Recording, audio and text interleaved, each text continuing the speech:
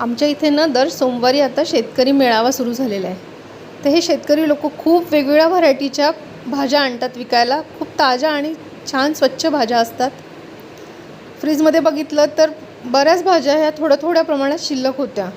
म्हटलं आपल्याला उद्या नवीन ताज्या भाज्या आणायच्या आहेत, तर ह्या भाज्यांचं काहीतरी करून टाकूया आज. भाजीपोळी खायची कुणाचीच इच्छा नव्हती. म्हटलं याचा आज पालक राईस करूया. सगळ्या भाज्या टाकून पालक राईस बनवायला घेतला. एक जुडी पालक स्वच्छ धुवून बारीक चिरून घेतला आहे. 1 वाटी तांदूळ धुवून 10 ते 15 मिनटं भिजत ठेवला आहे. कुकरला थोडे तेल आणि थोडे तूप टाकून 2 ते 3 हिरव्या मिरच्या परतून घेतल्या आणि काही खडे मसाले टाकून घेतले. 1 कांदा 1 टमाटा अगोदर परतून घेतला आणि फ्लावर, बटाटे, शिमला मिरची, स्वीटकॉर्न, हिरवे वाटाणे, गाजर सगळ्या भाज्या बारीक चिरून घेतल्या होत्या. त्याही यात परतून घेतल्या व्यवस्थित. भाज्या जास्ती झाल्या आणि माझा कुकर छोटा झाला आहे. बघूया आता तयार होतोय का हा राईस. भाज्या छान परतून झाल्या. पालक जो आपण बारीक चिरून घेतला आहे तोही यात आता परतून घ्यायचा आहे. तांदूळ आपला 10 मिनटं छान भिजून झालेला आहे. ही पालक राईसची रेसिपी तुम्ही मुलांना टिफिनलाही बनवून देऊ शकतात. चवीला खूप अप्रतिम लागते.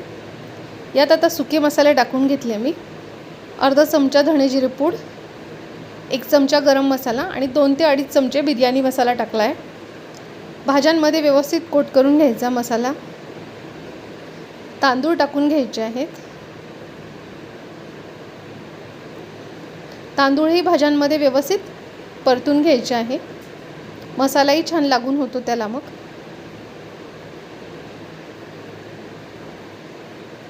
यात थोडे शेंगदाणे आणि थोडे काजू टाकून घेतले.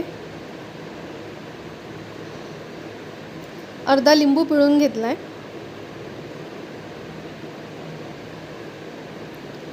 एक 1.25 वाटी तांदूळ होते तर 1.5 वाटी मी पाणी टाकले. पाणी तुम्ही तुमच्या तांदळाला किती लागतं कमी जास्त त्याप्रमाणे टाकू शकता.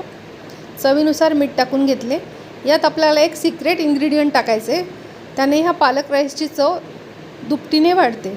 तो म्हणजे 1 चमचा पावभाजी मसाला टाकला आहे व 1 चमचा वरतून परत साजूक तूप टाकून घ्यायचे आहे. 2 शिट्या करून घेते मी. जर तांदूळ छान भिजलेला असेल तर एका शिट्टीत सुद्धा हा भात छान तयार होतो. खूप खमंग वास पसरला आहे घरामध्ये पालक राईसचा. या पद्धतीने नक्की करून बघा. भरपूर भाज्यांनी युक्त पालक राईस.